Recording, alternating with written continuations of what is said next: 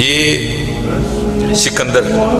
21 سال کی عمر اور 5 بر-اعظم فتح، زندگی نے ساتھ نہیں دیا، سانپ نے اس کو ڈس دیا تھا، اور ارسطو نے سکندر کا ٹریٹمنٹ کیا۔ جب ارسطو نے دیکھا نا کہ سکندر کا وجود اب نیلا پڑ رہا ہے تو وہ سمجھ گیا کہ زہر اب پورے وجود میں سرایت کر چکا ہے،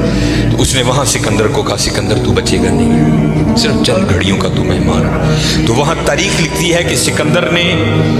اپنے وزیر کو بلایا اور بلا کر کے، کہ عیسائی مذہب تھا سکندر کا، وہ کہنے لگا کہ جب مجھے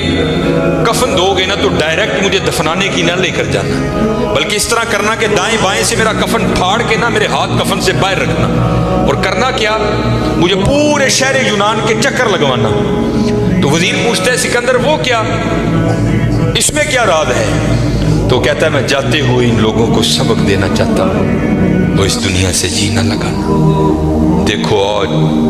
15 لاکھ مربع میل فتح کرنے والا سکندر اس دنیا سے خالی جا رہا ہے، اور چلیے وہ کچھ نہیں لے کر گیا، ہم کیا لے کر جائیں گے؟